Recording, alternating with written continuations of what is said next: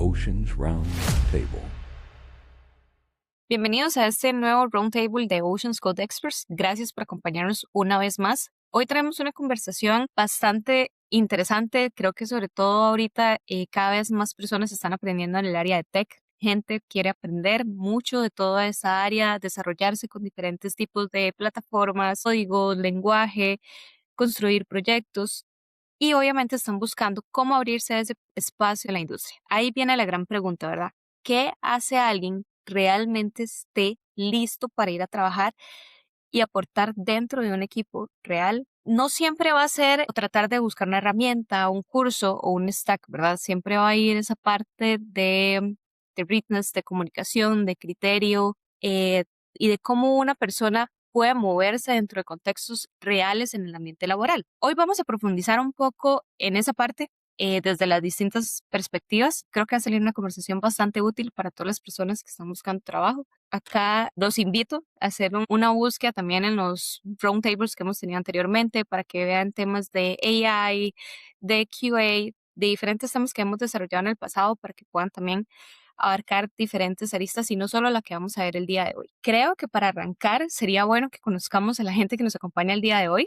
Tenemos gente de Oceans y dos compañeros de la parte de Lifter, que estamos muy agradecidos que nos acompañen hoy. Entonces, chicos, no sé si se quieren presentar un poco. Claro, yo soy Alexander Solís Barrantes, soy ingeniero en computación, máster en administración de proyectos y tengo un doctorado en educación y actualmente soy el director educativo de Lyft. Buenísimo, muchas gracias por el espacio. Antes que nada, yo soy Ale Castillo, he sido desarrollador por varios años, actualmente soy fundador de Lifter junto a André y Alfredo Bonilla. También he sido creador de contenido educativo sobre ingeniería por varios años ya.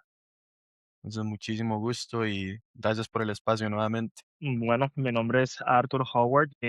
Cumpliré la cuota de Oceans.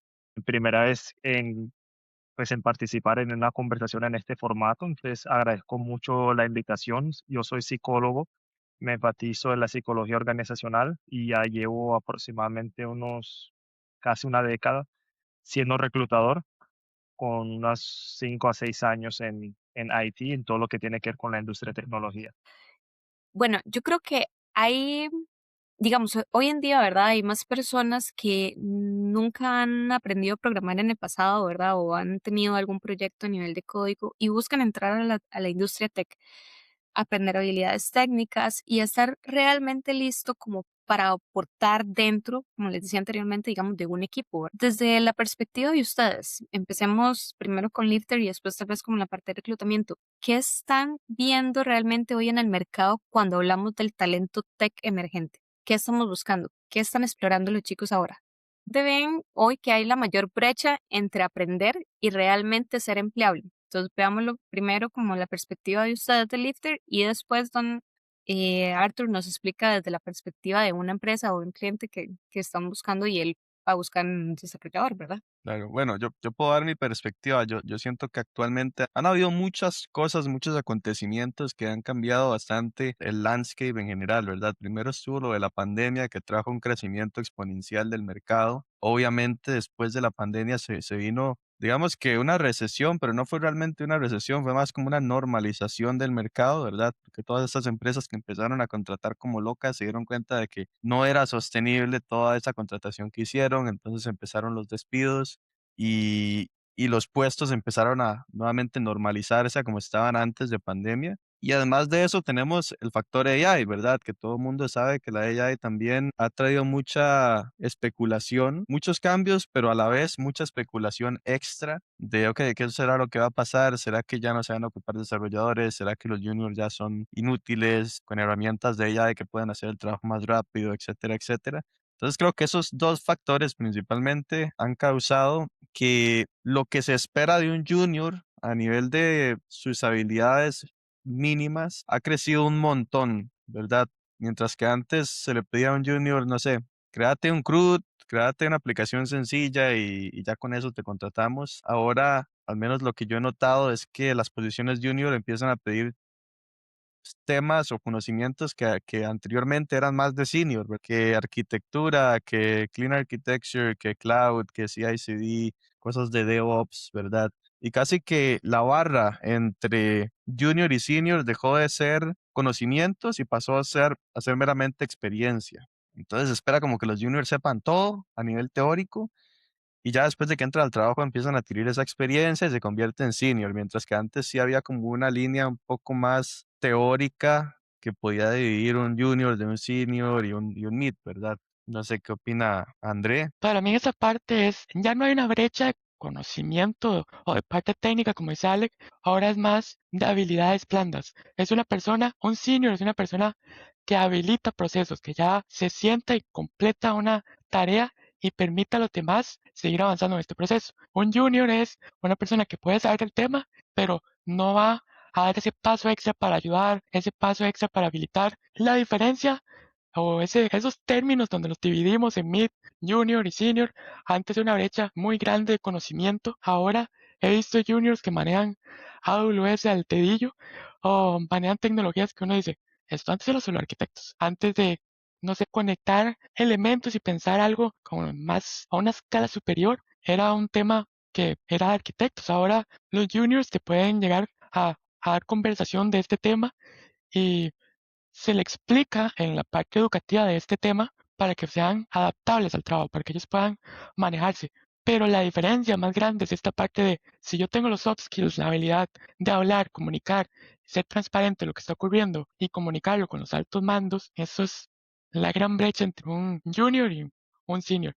Y además, a mí me encanta decirle a los estudiantes que es un asunto de cómo se vende. Yo le puedo decir, es que hice una aplicacioncita pequeña que apenas servía, a decir, implementé un software el cual a X y Y funcionalidad y al fin y al cabo es el mismo software. Entonces es un asunto de ya saber cuáles son las cualidades y cómo vendo estas cualidades. Entonces los soft skills son los más fuertes ahorita, más que cualquier parte técnica en la que se pueda trabajar. Arthur, Bueno, ¿cómo lo ves vos cuando estás haciendo los screens? creo que antes que nada contrasto un poco con lo que mencionó Alec y Alex, y es que la diferencia hoy en día entre un mid, un senior y un junior es la cantidad de exposición. Eso es lo único que cambia. ¿Por qué? Gracias a que de pronto anteriormente la exposición era un poco más rudimentaria, por lo que había muchas empresas que le daban valor a la experiencia empírica. Es decir, el tipo no de pronto asistía a una academia como tal, el tipo aprendía a hacer código en casa, ensayo y error múltiples veces hasta que de pronto en unos 2, 3, 4 años ya el tipo aprendió. Entonces, aún teniendo el mismo conocimiento, el camino a llegar a él pues difiere. Ahora con el conocimiento académico, obviamente se refina ese conocimiento, hace que una persona pueda escalar fácilmente de junior a mid a senior en un tiempo significativamente menos. Eso en una parte. Por otra, creo que tiene que ver mucho con cómo se venden los juniors. Hoy en día la expectativa de las empresas ha crecido de manera exponencial. Increíblemente, a veces yo digo como que, wow, pero seguro que esta posición es junior.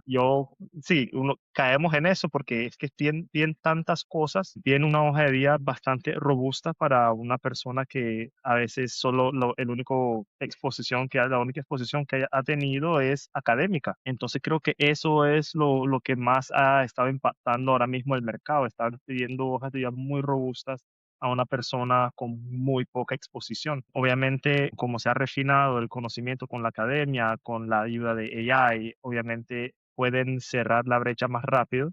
Sin embargo, inicialmente y entonces ahí también entra a jugar otro factor que es la confianza. Un junior con poquita confianza va a ser un junior, pero un junior con suficiente confianza ya es un mid de entrada. Ujú. Eso, entonces la confianza impulsa lo que Alex dijo, la forma en que se venden ellos y la forma en que venden su trabajo también cambia y pues obviamente eso genera una visual muy, muy diferente y los hace más o menos atractivos, depende de cómo lo manejen. Claro, 100%, porque ahora mucho también depende del punto de cómo se vende uno. ¿Verdad? Yo creo que del lado de Oceans nosotros lo vemos mucho en las entrevistas, tal vez una persona nos pasa el código, pero la parte de comunicación, el cómo trata de venderse, tal vez como lo decía también Andrea anteriormente, cómo cambia todo con el uso de las palabras, ¿verdad? O sea, si yo hablo de solamente hice una aplicación y desarrollé un software con tantos skills o tantas tecnologías que vienen a formar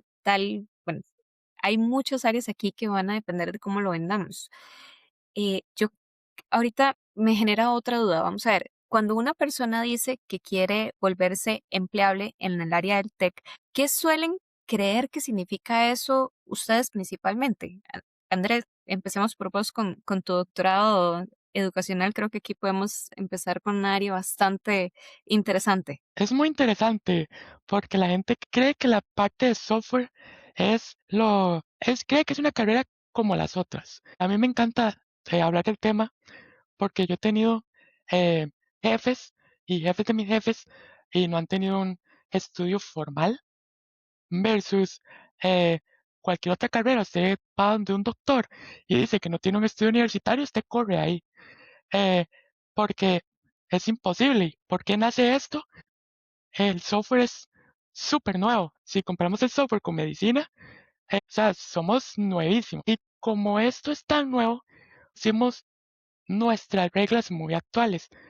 Entonces no se espera una persona que, que haya estudiado, no sé, 20 años software para que haga una aplicación. Se espera alguien que se mueva y que practique para hacer esa aplicación. Entonces, tienen temas como, no, es que soy muy viejo para empezar a aprender y ya no soy empleable. No, es que soy una chica y por ser una chica la parte de ingeniería no es para nosotras. Temas de, no, es demasiado difícil, ocupo demasiadas matemáticas para eso y eso es imposible. Y yo, saque los tabúes de la cabeza, no, jamás. La edad no es un factor. Incluso mi condición de discapacidad, al inicio yo lo ponía en duda. Yo, ¿quién me va a contratar? Y después de estar 5 años en una empresa, al quinto año se dieron cuenta que tenía una condición de discapacidad, porque no es relevante. Mientras que yo sea un habilitador, mientras que pueda solucionar problemas, al final que alguien sea o no sea viejo, sea joven, sea alto, sea vago, no va a ser un problema a diferencia de un puesto donde cuando te veo tengo algún estima al respecto. Y me encanta porque tienen con esa expectativa, ¿no? Yo no voy a poder ser empleable, yo no nací para eso y de repente están haciendo proyectos conectados con 10 APIs y tienen una inteligencia artificial y yo, ves que sí se podía, era nada más de practicar como cualquier otro. Y otro tema es que ustedes son unos genios. Y yo me encantaría, gracias, sería hermoso. Pero el mismo esfuerzo que se está teniendo ahorita lo tuve yo al inicio. Las mismas cantidades de horas aplicadas, la misma cantidad de pocas horas de sueño, todo es el mismo proceso por el que pasamos y esa empleabilidad o esa que dicen, no, es que yo creo que no me van a contratar por eso. O no, no va a ser vigente en el mercado actual. Y yo, ¿cómo? ¿Cómo entró eso en su cabeza? ¿En qué momento alguien le dijo, usted no es capaz de, este es un área, el área de la computación, el área del software, donde usted puede estar hablando con una persona que le triplica la edad y uno no se da cuenta, donde tiene pensamientos distintos y uno comparte el mismo software, incluso comunidades súper variadas y la empleabilidad es parte de tener varios soft skills para poder compartir con esta gente, con estas personas. La expectativa es esta, siempre es muy negativa de, wow, no voy a ser empleable, soy demasiado joven, soy demasiado viejo, no soy amante de las matemáticas, no, eso es para gente demasiado habilidosa, y quisiera yo. La gente que ustedes ven normalmente que llegan a buscar los cursos que ustedes ofrecen, ven que tienen como estos patrones de que sí avanzan muy rápido hacia las oportunidades reales. Y digamos, empiezan con esta mentalidad de no lo voy a lograr y son los que más rápido avanzan a oportunidades reales. Me encanta porque eh, es una situación como entre más traumas te dejó una universidad, más fácil te parece el programa. Hizo esa relación y uno dice, ¿por qué hay que generar traumas? ¿O por qué una institución o eh, un medio donde te genera conocimiento te va a generar traumas? No son necesarios. Para aprender no hay que generar traumas. O esta gente que ya viene con esta parte negativa y ve un programa que te explica las cosas de otra manera, genera como un sentimiento de paz y hace que rápidamente puedan ser empleables. Estoy hablando que esta conversación la tuve ayer ya con 3 personas, con 2 chicas y un chico, que decían, vengo de una academia horrible, vengo de una universidad X que no aprendí nada, que no puedo hacer nada, a hacerlo a mi ritmo, a aprender y de repente cuando usted se siente cómodo con usted mismo y de lo que usted aprende y a sus tiempos, entrar a cualquier puesto es mover esa satisfacción o ese empoderamiento a la parte laboral. Y eso es lo que hace un muy buen developer. Alec, no sé si quieres agregar algo más acá antes de pasar a mi pregunta con Arthur. Sí, antes, creo que no tanto no de lo que estábamos hablando ahorita, sino algo que mencionaste al inicio, que era el tema de la confianza, y de cómo el vocabulario que uno usa para describir ciertas cosas como proyectos o experiencias pasadas puede cambiar radicalmente el outcome de una entrevista, que es algo que yo siempre le digo a la gente. Y bueno, no sé si a Arthur le molestará lo que voy a decir, pero yo siento que un entrevistador, un reclutador termina siendo un ser humano como cualquier otro y los seres humanos siempre tenemos sesgos, ¿verdad? Entonces muchas veces, y lo sé porque a mí me ha pasado, uno entrevista a dos personas y tal vez hay una que es muy buena técnicamente, pero tal vez le falta esa parte de habilidades blandas, le faltó venderse un poco y la otra me cayó muy bien, entonces termino eligiendo a la otra a pesar de que tal vez no sea tan buena técnicamente como la primera. Y siento que da mucho por eso, ¿verdad? Por cómo, por qué tan bien se logra comunicar uno y qué tanta confianza tiene para poder comunicar esos logros y esa experiencia pasada. Un ejemplo que siempre les doy es muy diferente decir, mira, yo desarrollé un to-do list a decir, mira, yo desarrollé una aplicación de productividad. Obviamente son lo mismo, un to-do list, una aplicación de productividad.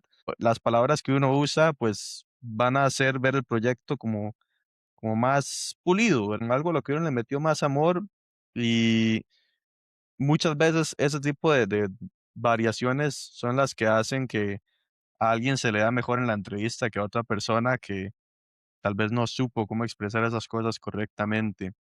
Y siento que también otro factor importante, además de los que mencioné antes, la pandemia, la AI, es la popularidad de las carreras tech, ¿verdad? Antes de pandemia, las carreras tech ya estaban ganando popularidad, pero fue como después de eso que se vino un boom donde todo el mundo empezó a matricular la carrera, todo el mundo quería aprender programación, todo el mundo quería convertirse en desarrollador de software para trabajar desde la casa, ganar bien, etcétera, etcétera. Y eso también hizo que las empresas tuvieran que tomar medidas para filtrar aún más a las personas, porque estoy seguro de que a Arthur le ha pasado que una posición se pone en LinkedIn y a la hora ya tiene 100 aplicantes. Y obviamente uno no se va a poner a revisar 100 currículums manualmente, ¿verdad? Entonces, muchas veces por eso terminan pagando justos por pecadores. Tal vez hay personas muy buenas ahí que terminan siendo descartadas simplemente porque no hicieron el currículum de la mejor manera. Y tal vez otra persona que no es tan buena sí le metió muchísimo al currículum y pasó ese primer filtro. Y después en la entrevista pasa exactamente lo mismo. Puede ser que haya alguien muy bueno, pero no sabe expresarse bien, mientras que otra persona que sí tiene muy pulido los soft skills pasa la entrevista solo por eso.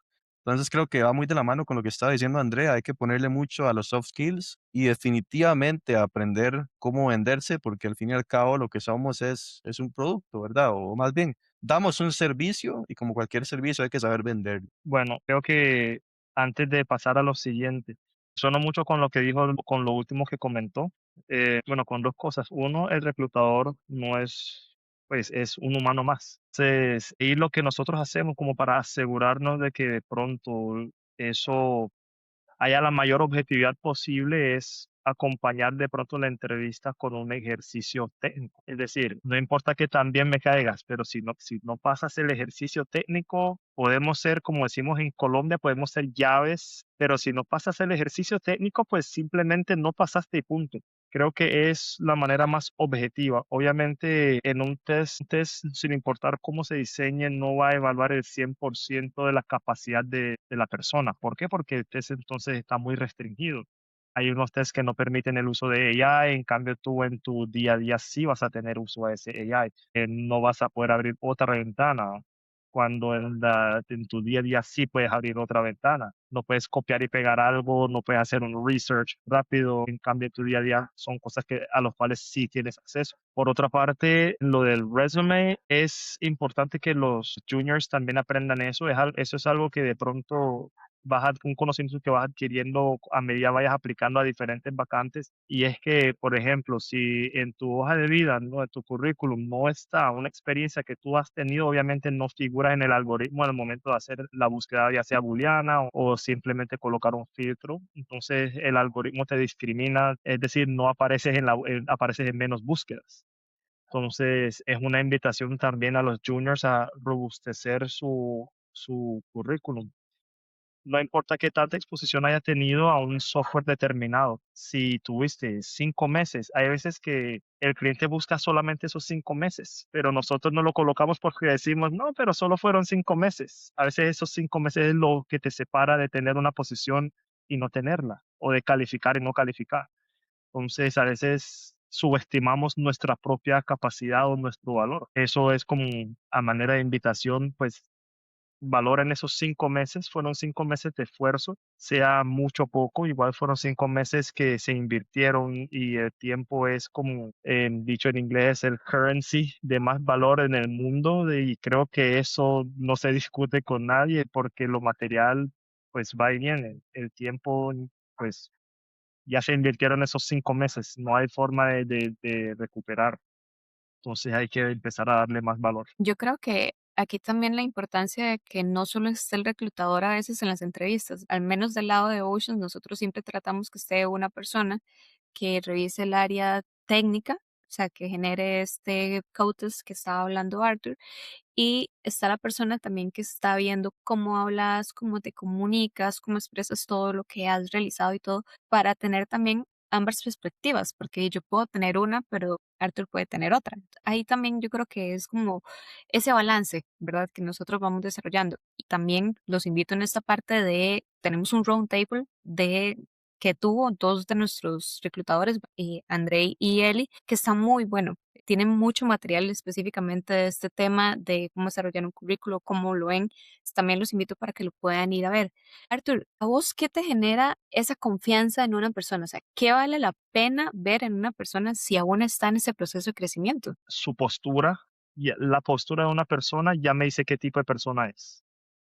La forma en que se sienta, la forma en que se expresa, la forma en que observa la pantalla, el body language, como lo decimos, Ujú. ya eso es el 50-60% de la conversación. Cuando tú puedes decir una mentira out loud, tu cuerpo a veces como que, ¿será que se da cuenta que estoy mintiendo o no se da cuenta? Pero, sin embargo, tú sigues con la mentira. Es decir, entonces la postura tiene muchísimo que ver. Una persona que tenga una postura más erguida, ya eso me dice que es una persona que sí tiene mucha seguridad en lo que está diciendo, tiene mucha confianza en su capacidad. Entonces la postura es algo que más que todo en los juniors. Y no solamente en los juniors, sino voy a hablar de un caso que me pasó esta misma semana. Nosotros queríamos avanzar con un tipo. Bueno, porque es una persona que yo estaba procesando personalmente. Es un senior, pero cada vez que le pregunto como que has tenido experiencia con tal software, en vez de decirme he tenido este alcance, pero creo que podría aprender más, sin embargo, es un software que hace tal cosa, se notaba que el tipo sabía qué hacía el software, pero no se vendía de una manera muy confiada. Yo quería avanzar con él y él mismo me daba razones para no avanzar con él. Entonces entramos en ese back and forth y el tipo es un senior, ¿ves? Entonces es algo que no solamente le pasa a los juniors y ahí es donde entra a jugar lo que comenté de la postura de la persona y cómo se muestra. Entonces, creo que eso es inicialmente lo que me da la confianza de decir, sí, este tipo definitivamente es un go y marca la diferencia en cómo se va a llevar la conversación también. Creo que Alex nos quiere comentar algo. Sí, perdón, qué buen dato ese, Arthur, de la postura, porque creo que es de esas cosas que tal vez nadie se esperaría escuchar, ¿verdad? Como qué tan importante es mi postura. Y curiosamente, igual, nosotros en Lifter siempre, bueno, tenemos un módulo de como de recomendaciones generales para entrevista y hablamos mucho de cosas tan sencillas como la posición de la cámara, ¿verdad? Que hay personas que ponen la cámara súper cerca, entonces ya eso genera como cierta incomodidad. Hay personas que más bien parece que están como en otra habitación, la cámara súper lejos. Y mucha gente ve eso y dice, qué ridículo es, ¿verdad? ¿Eso qué me va a impactar? Pero todos esos pequeños detalles que tal vez hacen un 1% de diferencia se van acumulando y acumulando y acumulando hasta que hacen mucha diferencia, ¿verdad? Y el que vos lo confirmes creo que deja muy en evidencia que sí hay que darles importancia a todos los detalles, ¿verdad? Al fin y al cabo, mientras más presentable esté uno en la entrevista y más herramientas pueda utilizar para causar más confianza, pues, mejor le va a ir al final, ¿verdad? ¿Cierto? Es que, ¿qué te inspira a ti a contratar a una persona que al momento de la entrevista lo ves así en la silla? Entonces, Claro,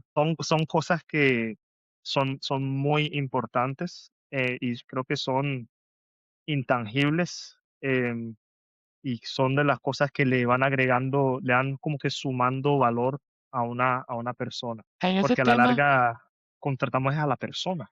en ese Entonces, tema, por eso yo siempre aclaro de mi condición de discapacidad, porque ahorita donde me ven, te dices que una persona que está inclinada o para adelante está mintiendo, y yo aquí con ese dolor de espalda hecho para el frente. Entonces yo, ¡ay, qué vergüenza! No, no estoy eso mintiendo, nada más pensé. estoy, estoy porque me molesta la espalda.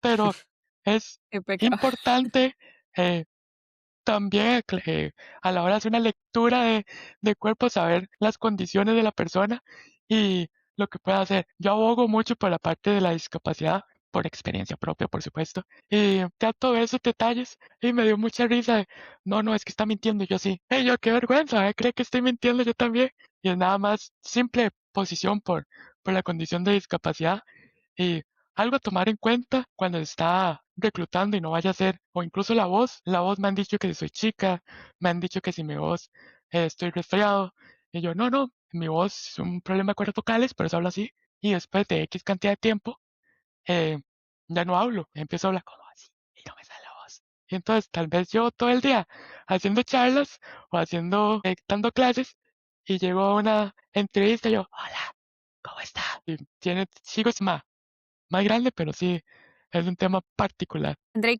¿cómo has hecho vos en esos, bueno, cómo hacías cuando tenías que hacer una entrevista vos? ¿Empezabas como a expresar primero, mira, voy a hacer esto o me va a pasar esto o nada más te lanzabas, voy a ir con todo?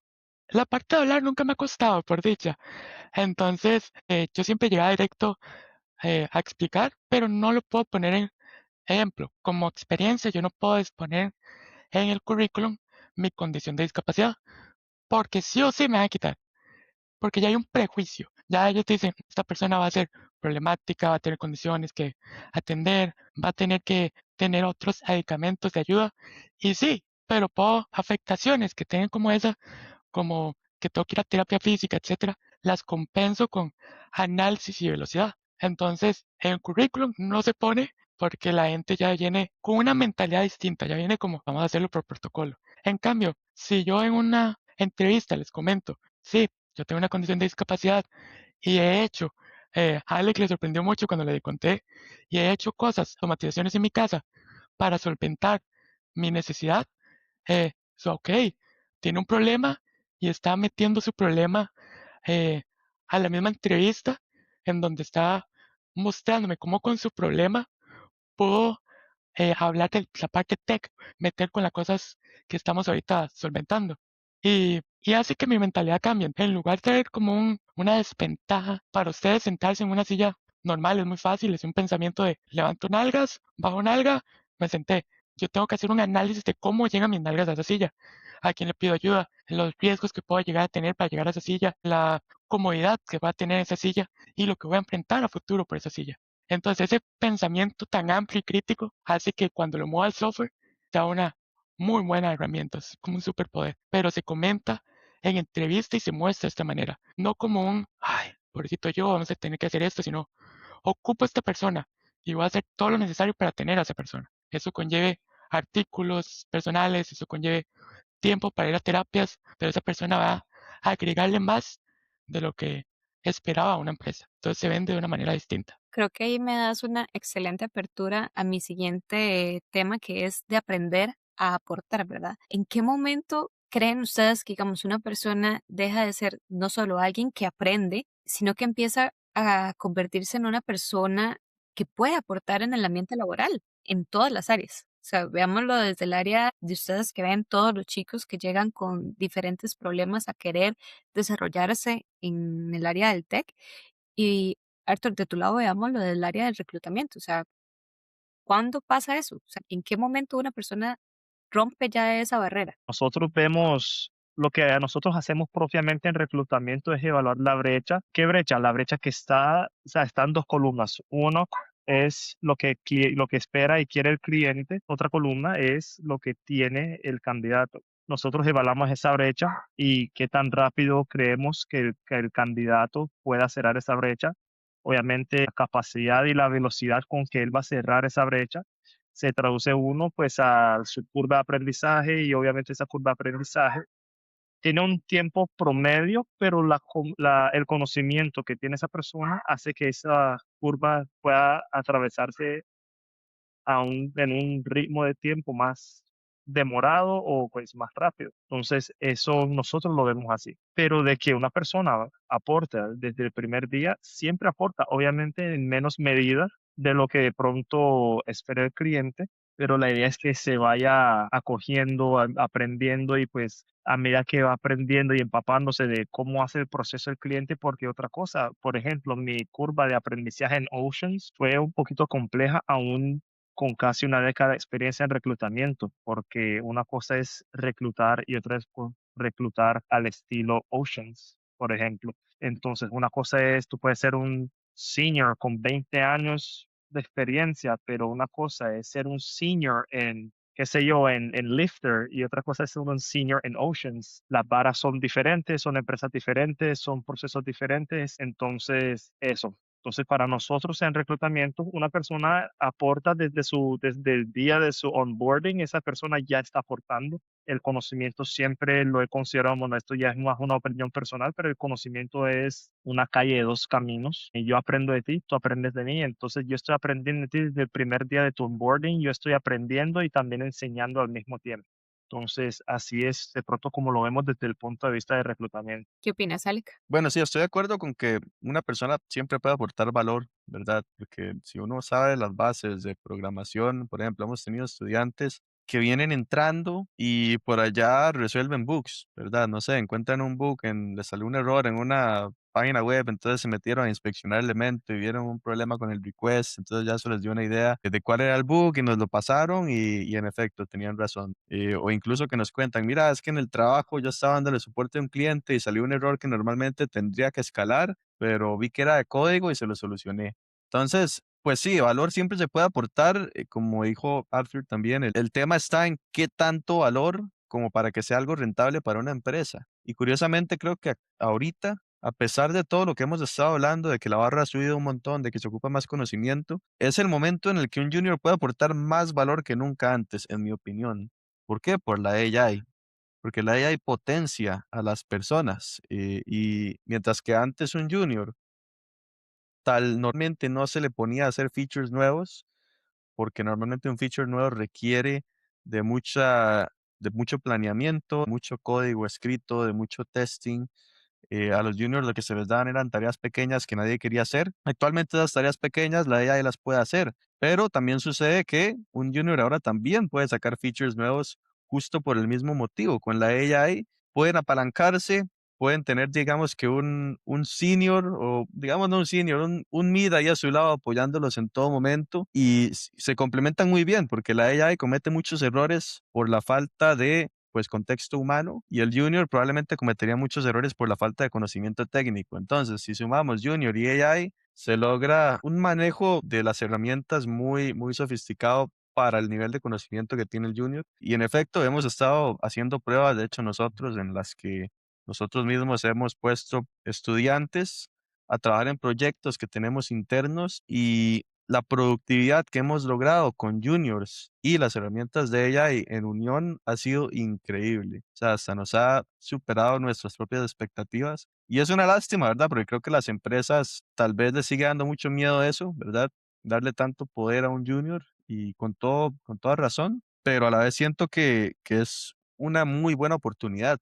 Porque al fin y al cabo un junior lo que está buscando es experiencia, no le va a importar tanto un salario altísimo, obviamente eso se consigue con el tiempo, pero lo primero, lo más importante es conseguir ese primer puesto que le ayude a uno a ganar toda esa experiencia que no podría ganar de otra manera, ¿verdad?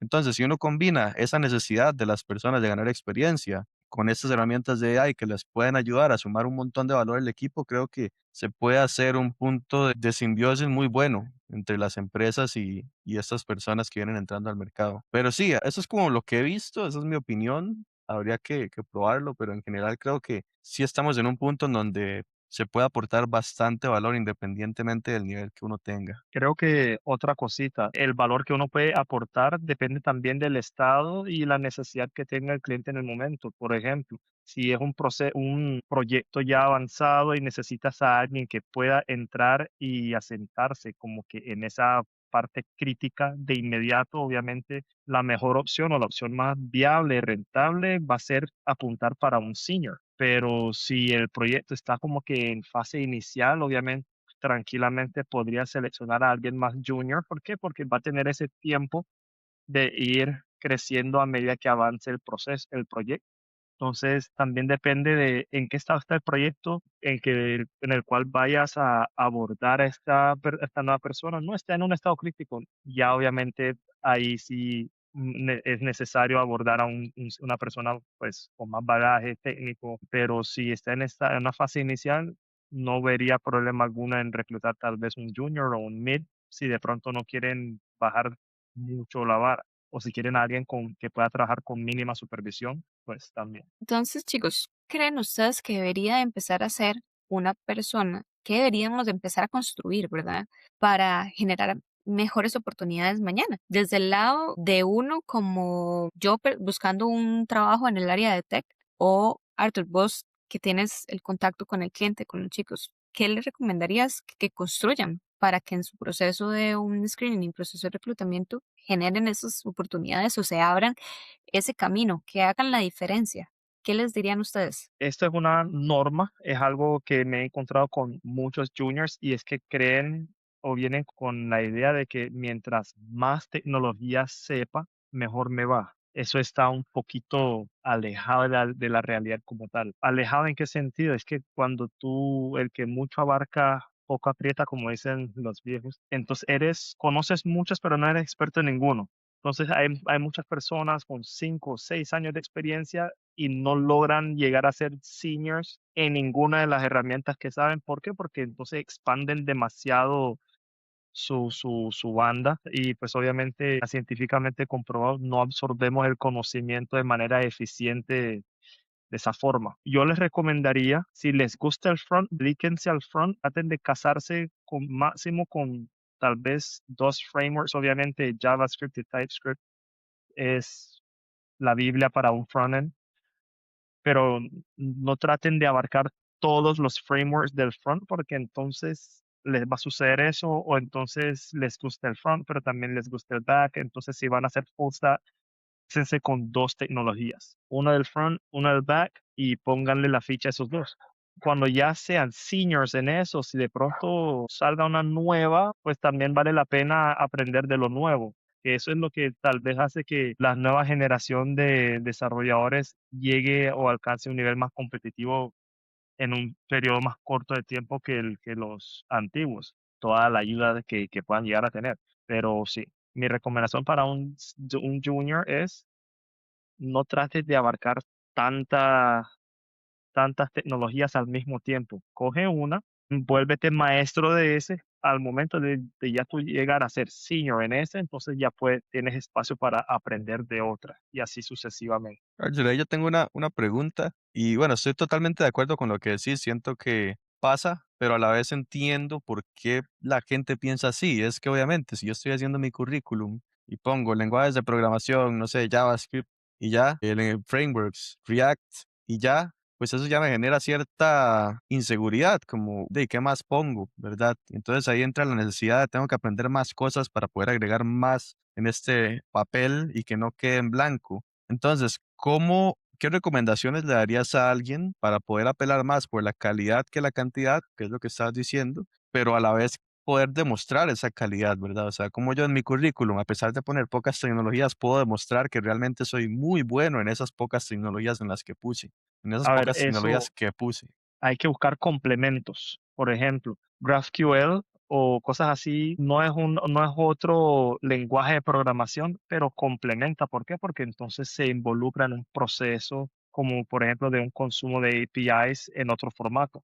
Entonces puedes aprender GraphQL y REST APIs. Ambos trabajan APIs, son formatos diferentes, pero se complementan. y así sucesivamente. Tienes que ir viendo qué complementa ese conocimiento que ya tienes. Si ya yo soy React, puedo revisar, bueno, otros componentes complementan el conocimiento con React o cosas así. Entonces yo creo que es eso, no necesariamente agregar cosas al azar, creo que es eso más bien, no agreguen cosas al azar a su currículum, más bien busquen el complemento ideal para lo que desean trabajar. ¿Qué les parece Súper. si les hago unas preguntas para que nosotros, digamos, desde el área del conocimiento, de ya estar en el mercado, de saber cómo funcionan todas esas cosas, damos algunos tips? Entonces, por ejemplo, si una persona hoy quiere, digamos, acercarse a este mundo laboral y acercarse a esa primera oportunidad tech, ¿cuáles serían tres cosas en las que debería enfocarse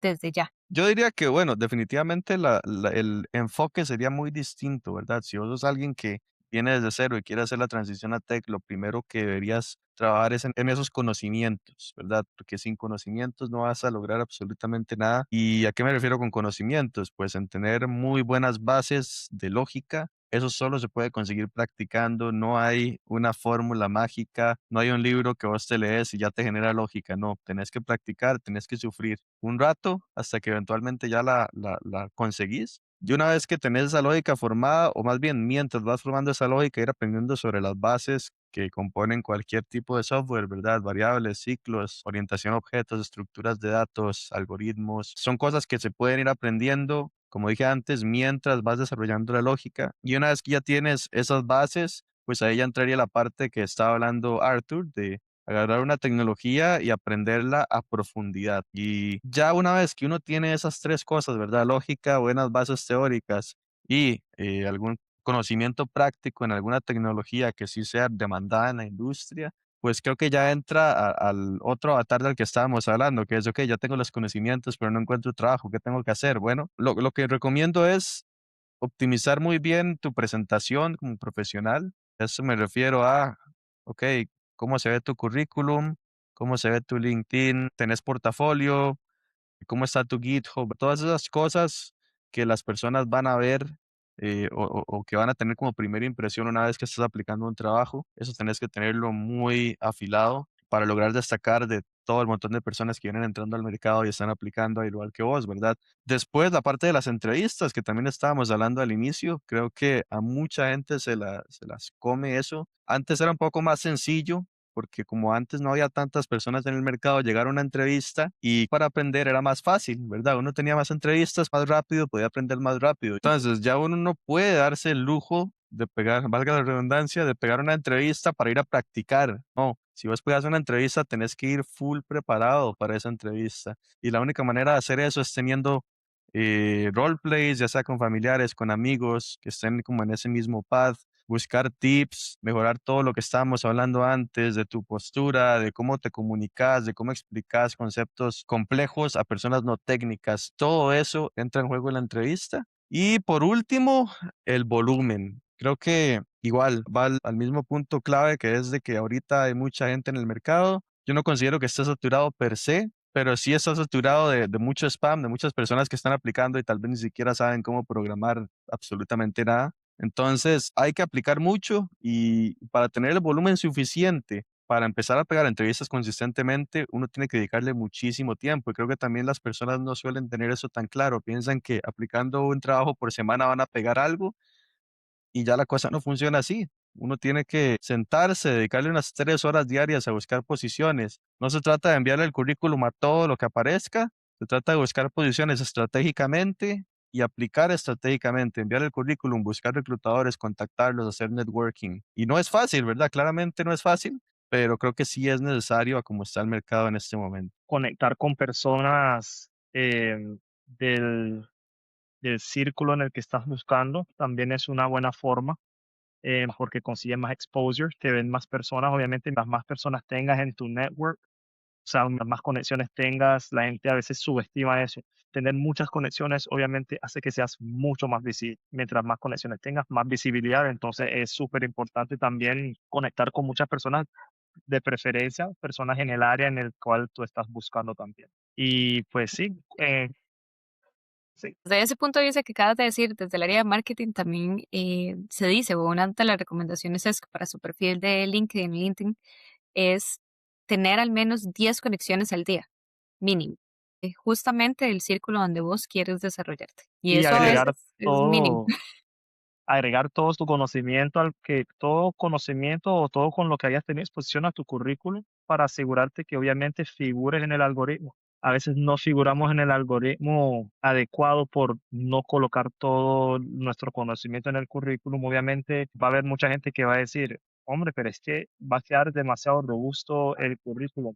Por lo general, y algo que yo recomiendo es, cada persona debería tener por lo menos 2 o 3 currículums diferentes. Obviamente, cada uno diseñado o dirigido hacia la vacante a la cual vas a aplicar, más específico, para que puedas figurar en ese algoritmo. Obviamente, no me sirve de nada yo tener 20 años como taxista y 2 como desarrollador y esperar que, es que sale que tengo 20 años de experiencia cuando van a ver, no, es que nada más tiene 2 realmente, no tiene mucho sentido. Entonces, tener más de una hoja de vida y utilizar la hoja de vida el currículum que tienes dependiendo de qué trabajo vas a aplicar, Y también es también una buena forma. la IA ayuda bastante a eso. Tener Muchísimo. tener un currículum por cada puesto es de 5 minutos de poder aplicarlo. ¿Por qué no agarrar esos 5 minutos para aprovechar esa ventaja de conocimiento que tengo un currículum que tenga toda la información gigante, lo paso a la IA y ya, quiero este puesto, haz lo tuyo, haz la magia, que inmediatamente lo haga y poder aplicar, porque no es difícil, nada difícil. ¿Por qué no hacerlo así como ya una buena práctica y eso le ayuda también al reclutador a ver cómo está el panorama de esa persona y no tener que estar adivinando? Yo también he visto mucho que los chicos usan, me ha llegado, por ejemplo, que Arthur aplica y es Arthur para .NET, Arthur Full Stack, Arthur para React. Ha pasado mucho que hemos visto currículums así, ¿verdad? Y es a la misma gente interna de nosotros mucho de eso. Yo creo que de verdad, les agradezco montones por toda la información que han traído el día de hoy. Increíble todo el proceso de conocimiento que hay. Si yo estoy mal, o bueno, lo que yo tengo por acá apuntado, creo que lo que podemos decir que a nivel general de nuestras conversaciones que hemos tenido, creo que es la comunicación y la colaboración importan desde temprano. O sea, desde su punto uno como junior, creo que es lo que tenemos que tener en cuenta. La preparación real a nivel de skills, alguien aprendiendo, aportando todos sus días un poco de conocimiento a su currículum siempre es importante. Y la última, que es lo que tengo acá, la confianza se construye con consistencia y no con perfección. ¿Qué opinan ustedes de esa última línea, así rapidito como para que vayamos ya cerrando el espacio? 100%, Moni. Creo que el hábito hace al maestro. Entonces, si no lo ensayas, si no hay mucho ensayo y error, es que lo que tú haces en tu trabajo bien es porque en tu tiempo libre, cuando nadie te estaba viendo, lo hiciste mal un sinfín de veces. Obviamente, cuando ya llegaste al momento en donde te tuviste que lucir, pues sí pudiste.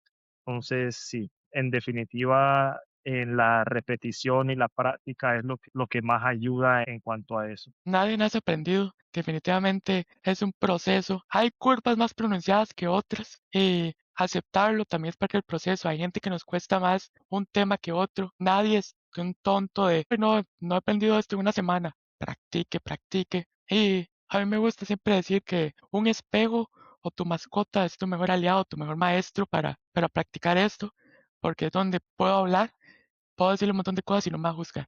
Y eso ayuda mucho para practicar y poder aprender un montón. Buenísimo. Bueno, voy a dar un contrapunto también. Creo que definitivamente es muy bueno y muy importante practicar, como lo hemos estado hablando, pero también es importante no quedarse buscando la perfección, porque también he visto ese otro lado de la moneda. Hay personas que ya tienen todo, ya tienen los skills, ya tienen la comunicación, ya son buenos en entrevistas, pero no aplican porque sienten que les falta algo. Y la realidad es que la acción imperfecta siempre va a mover más que la inacción perfecta, ¿verdad? Si usted se queda buscando la perfección, no, es que me falta aprender esto, no, es que me falta esto y lo otro, nunca vas a aplicar y mientras que vos estás ahí intentando llegar a un estándar imposible, hay otras 10, 20 personas que sí están aplicando y que ya consiguieron un trabajo, ¿verdad? Entonces hay que tener la balanza, sí, practicar, intentar mejorar todo lo posible, pero a la vez saber cuándo ya es suficiente aprendizaje y ya es hora de un poco más de acción. Chicos, realmente muchas gracias. Creo que con esto vamos cerrando el espacio de hoy. De todo corazón les agradezco haber tenido este tiempo de sacar esos conocimientos y también esa experiencia, ¿verdad? La perspectiva, una visión, ese aterrizaje sobre este tema que ha importado muchísimo y que a veces muy pocos hablan. Del lado de Oceans, nos gusta abrir espacios para hablar realmente de lo que la gente está pasando en el área del tech, o sea, de las cosas que a veces no se ven, y abordarlo desde distintos ángulos. Ojalá que esta conversación le aporte valor a toda la gente que está tratando de encontrar una oportunidad en el área de tech. Si hay curiosidad en algo, siempre hay que desarrollarlo. Creo que esa es como la parte más importante. No rendirse en el proceso, simplemente no rendirse. Nuestros code experts siempre están listos para sumarse a conversaciones que ayuden a enfrentar, mejorar esa industria, ¿verdad? De lo que está en nuevo, lo que está en tendencia. Y creo que eso también es bastante importancia. De nuevo, muchísimas gracias y bueno, nos vemos en el próximo Roundtable. Les agradezco el espacio. No sé si quieren cerrar con algún último consejo, algún tip. Todo se puede si tú lo quieres, ese es mi consejo. Fuera Tomar ya, agua y muchas bañarse todos los gracias. días.